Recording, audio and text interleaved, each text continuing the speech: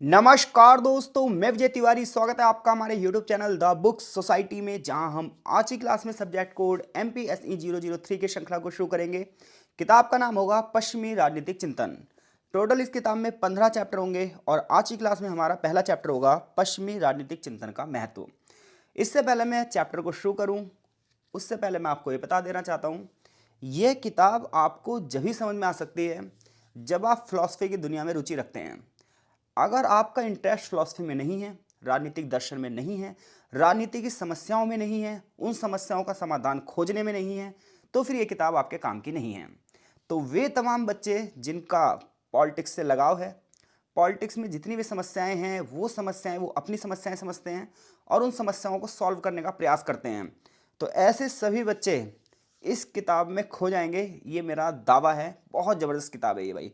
तो शुरू करते हैं आज की क्लास। और सबसे पहले जानते हैं कि जो पश्चिमी राजनीतिक चिंतन है, यानी कि वेस्टर्न पॉलिटिकल थॉट जो है, उसकी इम्पोर्टेंस है क्या इस चैप्टर में। तो इस चैप्टर में हम सबसे पहले यही पढ़ेंगे कि सबसे पहली बात तो पॉलिटिकल थॉट क्या होती है, यानी कि राजनीतिक चिंतन क्या होता है। फिर हमें बहुत सारे वर्ड ना पॉलिटिकल साइंस में एक जैसे लगते हैं, हमें लगता है इन सभी शब्दों का अर्थ जो है वो एक जैसा होगा, बट ऐसा होता नहीं है। फॉर एग्जाम्पल, यहाँ पर एक वर्ड होगा राजनीतिक चिंतन यानी कि पॉलिटिकल थॉट, एक वर्ड होगा राजनीतिक सिद्धांत यानी कि पॉलिटिकल थ्योरी, एक वर्ड होगा पॉलिटिकल फिलॉसफी यानी कि राजनीतिक दर्शन। तो पॉलिटिकल थॉट्स, पॉलिटिकल थ्योरी और पॉलिटिकल फिलॉसफी में क्या डिफरेंसेस हैं, ये भी हमें इस चैप्टर में पता चलेगा। आफ्टर डैट हम ये भी देखेंगे कि पॉलिटिकल थॉट्स और पॉलिटिकल साइंस के बीच में क्या रिलेशन है, यानी कि राजनीतिक चिंतन और राजनीतिक विज्ञान में क्या संबंध है। और फाइनली लास्ट में हम ये भी पढ़ेंगे कि राजनीतिक चिंतन में हम पढ़ते ही क्या क्या हैं, यानी कि राजनीतिक चिंतन की रूपरेखा क्या है। तो सबसे पहले हम इस चैप्टर में राजनीतिक चिंतन को जानेंगे, फिर इस चैप्टर में हम ये जानेंगे कि जो वेस्टर्न पॉलिटिकल थॉट्स है वो क्या है। यानी कि जब हम राजनीतिक चिंतन की बात करते हैं तो हम राजनीतिक चिंतन को दो भागों में बांटते हैं, एक इंडियन पॉलिटिकल थॉट्स और एक वेस्टर्न पॉलिटिकल थॉट्स। यहाँ ये पूरी पूरी किताब वेस्टर्न पॉलिटिकल थॉट्स के बारे में बताएगी। अब हम यहाँ पर पश्चिमी राजनीतिक चिंतन किन चीज़ों से प्रेरित है ये पढ़ेंगे, वहाँ की राजनीतिक संस्थाओं के बारे में जानेंगे, पॉलिटिकल प्रोसेस के बारे में जानेंगे, इसके साथ साथ आइडियलिज्म और रियलिज्म की थ्योरी भी जानेंगे, यानी कि राजनीतिक आदर्शवाद और राजनीतिक यथार्थवाद को भी जानेंगे। और लास्ट में चैप्टर के हम पढ़ने वाले हैं कि भैया वेस्टर्न पॉलिटिकल थॉट्स का ही इंपॉर्टेंस क्या है, हमें ये पढ़नी क्यों चाहिए, पश्चिमी राजनीतिक चिंतन का आखिर महत्व है क्या। तो ये तमाम चीज़ें हम इस चैप्टर में पढ़ने वाले हैं। चैप्टर को दो पार्ट में हम कवर करेंगे, तो चलो पहले पार्ट शुरू करते हैं। सबसे पहले चैप्टर की एक प्रस्तावना दी गई है बड़ी ज़बरदस्ती, जिसमें हमें राजनीतिक चिंतन के बारे में बताया जाएगा। तो चलो शुरू करते हैं। तो देखो भाई, राजनीतिक चिंतन शुरू कहाँ से होता है। तो देखो, चिंतन का मतलब ही क्या होता है। तो देखो, चिंतन वर्ड जो है इंग्लिश में ना एक वर्ड है थ्योरी, और जो ये थ्योरी वर्ड है ये निकला है थ्योरिया से। तो थ्योरी वर्ड किससे निकला है, थ्योरिया से। और थ्योरिया का मतलब होता है चिंतन मनन करना। अब एक बताओ, आपसे कोई कहे कि चिंतन करना है आपको, तो आप चिंतन किस पर करोगे। सिंपल सी बात है, आपके आसपास कुछ समस्याएं होंगी, उस समस्याओं पर आप चिंतन मंथन करोगे और उसके बाद उसका एक सॉल्यूशन दे दोगे। तो राजनीतिक चिंतन की संबंध की अगर हम बात करें तो राजनीतिक चिंतन का जो संबंध है वो पॉलिटिकल सिस्टम से है। तो राजनीतिक चिंतन वहाँ से शुरू होता है जब कोई थिंकर ये सोच लेता है कि वर्तमान राजनीतिक व्यवस्था बिल्कुल बेकार है और भाई इसे बदलकर हमें एक नई व्यवस्था लेकर आनी है। तो जब कोई थिंकर, देखो भाई, थिंकर्स ना करोड़ों में एक पैदा होते हैं। जो राजनीतिक दार्शनिक होते हैं, पॉलिटिकल फिलोसफर होते हैं, वो क्या होते हैं, करोड़ों में एक पैदा होते हैं। क्योंकि 99.99% जो पब्लिक है वो ये सोचती है कि अपना डेली रूटीन मस्त से जाए और आगे हमें किसी से लेना देना नहीं है। बट 0.01% लोग चार दीवारों में बैठकर ये सोचते हैं कि आखिर इतनी समस्याएं क्यों हैं। तो जब वर्तमान राजनीतिक व्यवस्था जो है वो बिल्कुल बेकार हो जाती है, बिल्कुल करप्ट हो जाती है, जनता त्राही त्राही करती है, हर एक बंदा परेशान सा लगता है, तो कोई एक बंदा बैठकर यह सोचता है कि आखिर इन सब का जिम्मेदार कौन है। और यहीं से शुरुआत होती है राजनीतिक चिंतन की।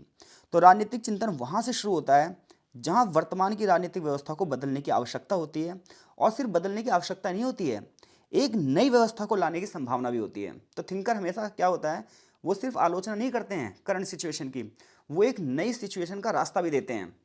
जबकि 99.99% लोग क्या करते हैं, सिर्फ और सिर्फ आलोचना करते हैं, क्रिटिसाइज करते हैं सिस्टम को। बट उनसे पूछो कि आप होते तो क्या करते, तो उनके पास जवाब नहीं होता।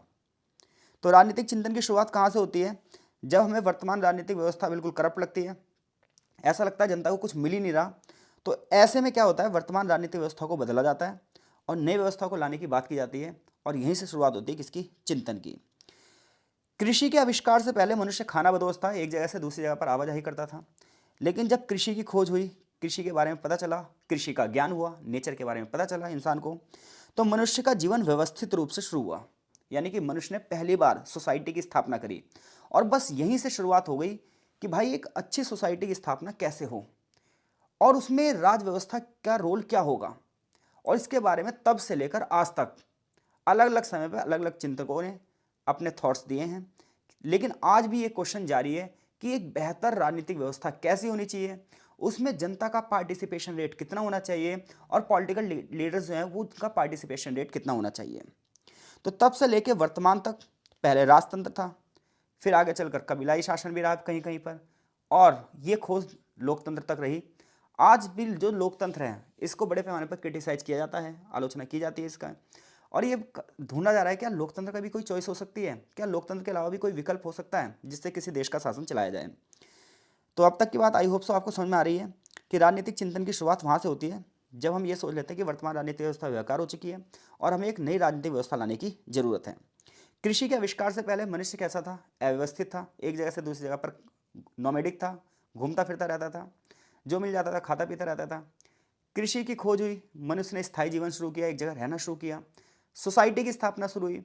सोसाइटी जब बनी, समाज जब बना, तो ये जरूरत हुई कि इस समाज को चलाने की राजनीति की भी जरूरत है, और तब से लेकर अब तक बहुत सारे चिंतकों ने इस पर चिंतन मनन किया है। शुरुआत होती है सुकरात से, फिर प्लेटो और अरस्तु तक जाती है। अरस्तु के टाइम पीरियड पर 158 कॉन्स्टिट्यूशन थे जिसकी उसने स्टडी करी और सबका कंपैरिजन किया, और ये सोचा यार इनमें से कौन सी सबसे अच्छे पॉलिटिकल सिस्टम हो सकता है, और फिर इसने एक नए पॉलिटिकल सिस्टम की बात की। तो जब आप राजनीतिक चिंतन की बात करते हैं, कोई आपसे पूछे राजनीतिक चिंतन है क्या, तो आप कहेंगे राजनीतिक चिंतन राजनीति से संबंधित समस्याओं का चिंतन है। और ये चिंतन जब से शुरू हुआ है, जब से मानव जो सभ्यता है वो समाज में रहना शुरू हुई है। राजनीतिक चिंतन में 5 चीज़ें होती हैं भाई, यानी कि राजनीतिक चिंतन का संबंध जो है वो 5 चीज़ों से होता है। जहाँ पर इन 5 में से एक भी चीज़ दिख जाए तो आप समझ सकते हैं कि यहाँ पर क्या हो रहा है, राजनीतिक चिंतन हो रहा है। पहली बात तो ये कि जो विद्यमान व्यवस्था यानी कि जो करंट सिस्टम है वो बेकार हो चुका है, इससे अलग हटने की कोई सोच रहा है और एक नई शुरुआत करने की बात कर रहा है, तो आप समझ लो यहाँ पर राजनीतिक चिंतन है।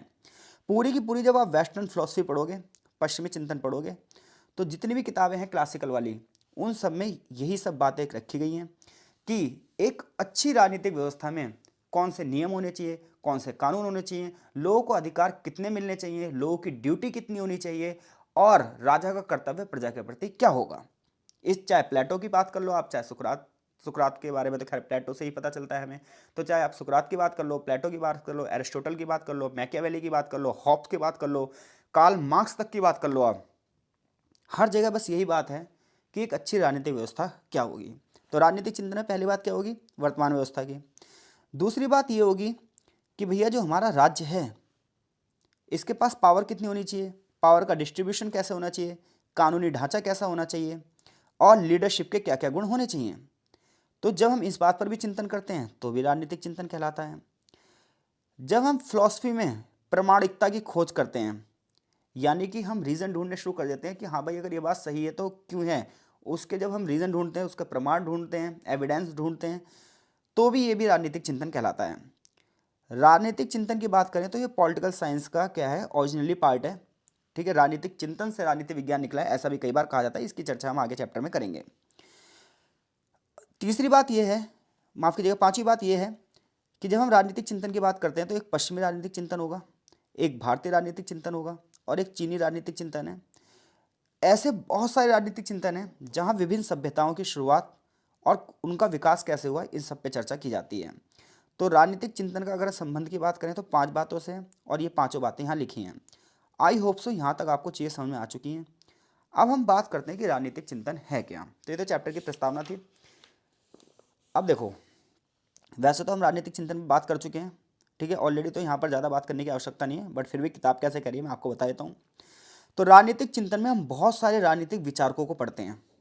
प्रारंभ से लेकर अंत तक के जितने भी राजनीतिक विचार हैं उन सभी राजनीतिक विचारों का अध्ययन हम कहाँ करते हैं, राजनीतिक चिंतन में। चाहे आपको प्लेटो के विचारों को पढ़ना हो, चाहे आपको कार्ल मार्क्स के विचारों को पढ़ना हो, चाहे आपको एडमंड बर्ग के विचारों को पढ़ना हो, जॉक रूसो के विचार पढ़ने हो, जॉन लॉक के विचार पढ़ने हो। तो राजनीतिक चिंतन क्या है? बहुत सारे राजनीतिक विचारकों का विचार है इसके अंदर। ये हमें यह बताता है कि राजनीति कैसे चलनी चाहिए, राज्य कैसे चलना चाहिए, सरकार कैसे चलनी चाहिए।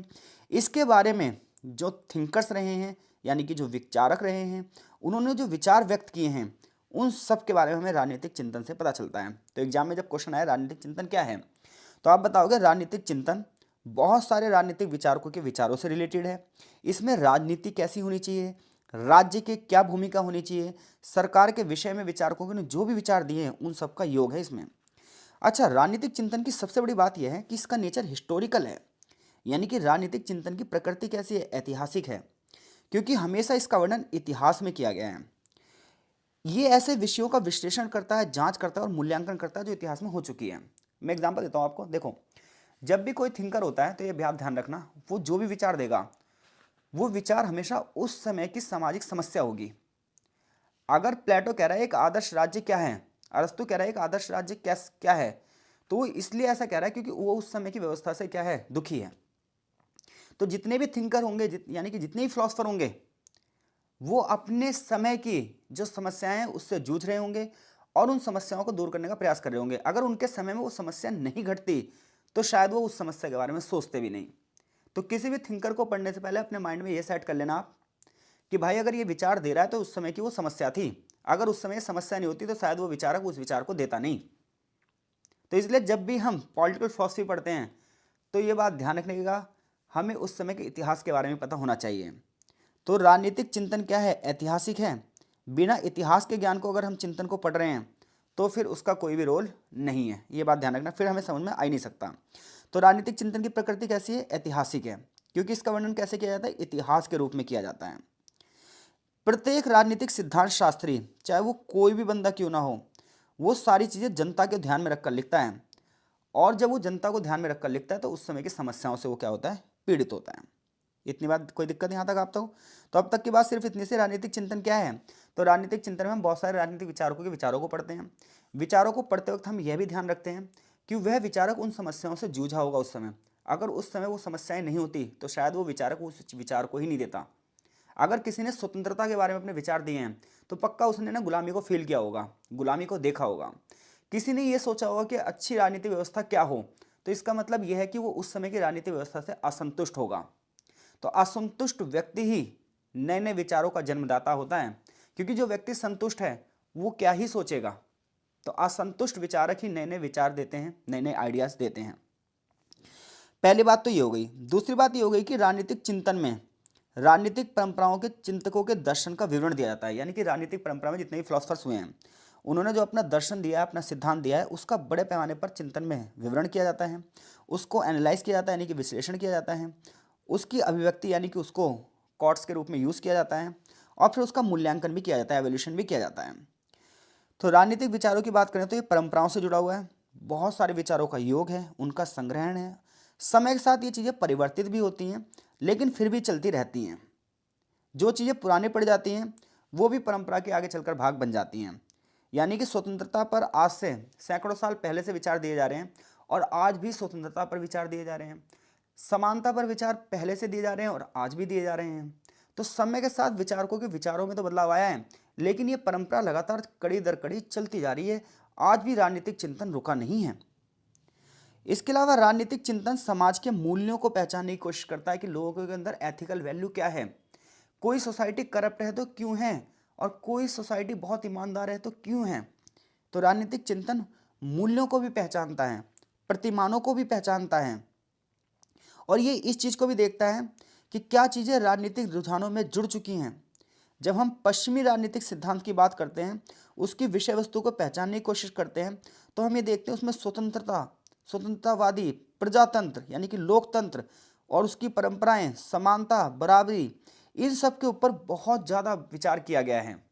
हर एक बंदा स्वतंत्रता के बारे में कह रहा है, समानता के बारे में कह रहा है, ब्रदरहुड्स के बारे में कह रहा है, डेमोक्रेसी के बारे में कह रहा है, एक अच्छे राजा के अंदर क्या क्या गुण होने चाहिए, ये सब राजनीतिक चिंतन में ही पढ़ा जाता है। राजनीतिक चिंतन मुख्य रूप से राज्य का अध्ययन है। कह रहा है राजनीतिक चिंतन में हम किस चीज़ की स्टडी कर रहे हैं, स्टेट की स्टडी कर रहे हैं। और अगर समाज भी राज्य को प्रभावित करेगा तो हम समाज की भी स्टडी करेंगे, यानी कि समाज का भी अध्ययन करेंगे। तो ये मत सोचो राजनीतिक चिंतन सिर्फ राज्य का अध्ययन करेगा, जो जो चीजें राज्य को प्रभावित करेंगी राजनीतिक चिंतन उसका भी अध्ययन करेगा। यह राज्य के राजनीतिक जीवन और सामाजिक जीवन का भी अध्ययन करेगा। भले ही राजनीतिक जीवन अलग है और सामाजिक जीवन अलग है, लेकिन फिर भी आपस में जुड़ा हुआ है।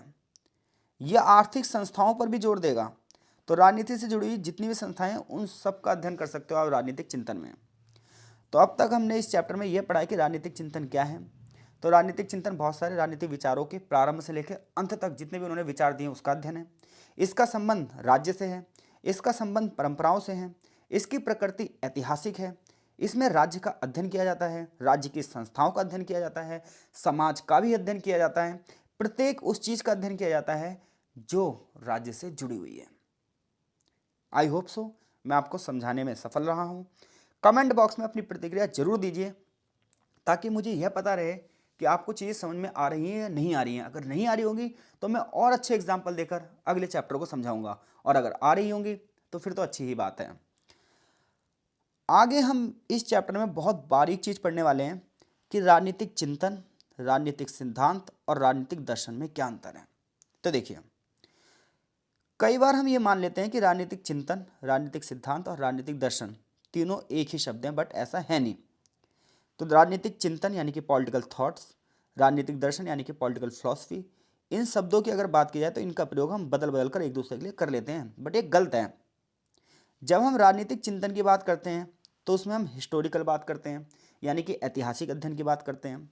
हम क्लासिकल बुक्स पढ़ते हैं, यानी कि जो प्लेटो, एरिस्टोटल की जो बुक्स हैं, इन बुक्सों को गौरव ग्रंथ कहा गया है, क्लासिकल ग्रंथ कहा गया है, शास्त्रीय परंपराएं कही गई हैं।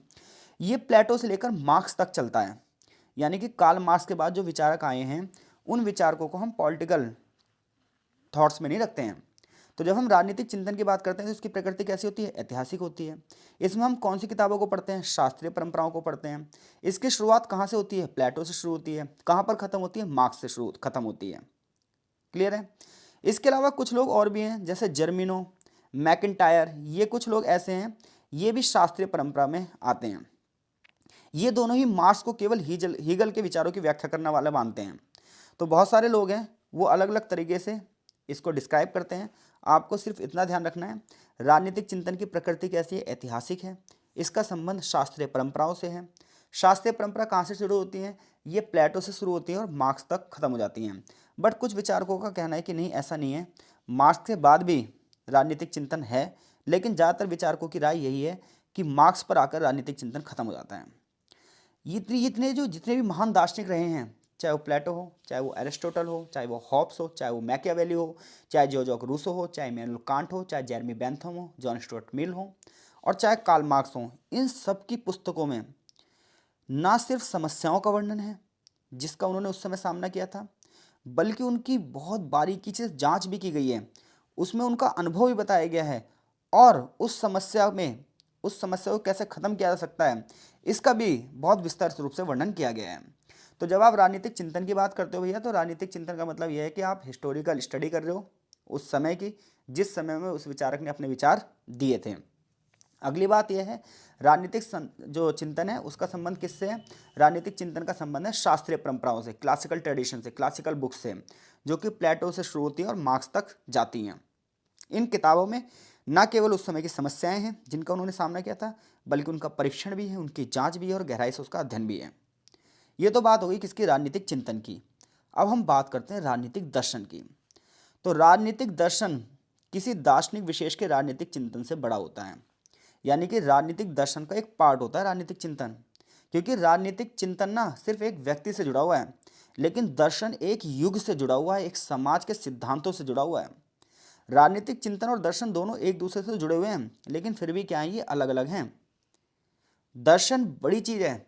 दर्शन सत्य की खोज कर रहा है, उन सत्यों की खोज कर रहा है जो समाज से जुड़े हुए हैं, जिन्हें समाज में सार्वजनिक रूप से दिखाया जाता है, जबकि चिंतन सिर्फ एक प्रोसेस को बता रहा है। तो अगर राजनीतिक चिंतन और दर्शन में आप संबंध देखोगे तो मैंने यहाँ पर एक वेन डायग्राम से आपको समझाता हूँ। पॉलिटिकल फिलॉसफी बड़ा वाला गोला है, और उसके अंदर वाला जो गोला है वो है पॉलिटिकल थॉट्स का। तो फिलॉसफी एक बड़ी चीज़ है, उसके अंदर की एक चीज़ है थॉट्स। तो जब आप दर्शन की बात करते हो तो दर्शन का संबंध एक युग से होता है, जबकि चिंतन का संबंध सिर्फ एक व्यक्ति से होता है। तो राजनीतिक चिंतन और राजनीतिक दर्शन दोनों में बहुत गहराई भरा अंतर है, लेकिन फिर भी कई बार अज्ञानतावश हम क्या करते हैं, राजनीतिक चिंतन और राजनीतिक दर्शन को एक ही मान लेते हैं। अब हम तीसरे वर्ड की बात करते हैं, राजनीतिक सिद्धांत की। राजनीतिक सिद्धांत में कुछ नहीं होता। राजनीतिक सिद्धांत का मतलब यह है कि उसमें हम विचारकों के विचारों को उसमें भी पढ़ेंगे, उनकी संकल्पनाओं को पढ़ेंगे, बट साथ में एक नई चीज़ ऐड हो जाएगी, उसमें हम कंपैरेटिव स्टडी करेंगे, यानी कि तुलनात्मक अध्ययन करेंगे और उसकी व्याख्या भी करेंगे। तो राजनीतिक सिद्धांत में हम क्या होगा, राजनीतिक सिद्धांत में हम कंपैरेटिव स्टडी करेंगे विचारकों के विचारों की, कि अगर मिल ने क्या कहा है, हॉब्स ने क्या कहा है, उनमें कहीं समानता थी या नहीं थी, क्रिटिसाइज किसने किया है उसको, वो बात आज कहाँ तक सिद्ध होती है या नहीं होती है, उनकी व्याख्या भी की जाती है। ये सब पॉलिटिकल थ्योरी में की जाती है। तो राजनीतिक चिंतन कैसा होता है, ऐतिहासिक होता है। इसमें कौन सी किताबें आती हैं, क्लासिकल किताबें आती हैं। राजनीतिक दर्शन क्या होता है, राजनीतिक दर्शन एक बड़ा पार्ट होता है जिसका संबंध युगों से होता है, जो सत्य की पहचान करने की कोशिश करता है, सत्य को खोज लेता है, और ये एक बहुत बड़ा प्रोसेस चलता रहता है। जबकि राजनीतिक सिद्धांत में विचार विशेष की संकल्पनाएं रखी जाती हैं, उनके विचार रखे जाते हैं और उनकी कंपैरेटिव स्टडी की जाती है। आगे चैप्टर में राजनीतिक चिंतन और राजनीतिक विज्ञान के बीच में संबंध की बात की जाएगी, जिसकी बात हम इस चैप्टर के नेक्स्ट पार्ट में करेंगे। तब तक के लिए आपका बहुत बहुत धन्यवाद। आशा है चीज़ें आपको समझ में आ रही होंगी।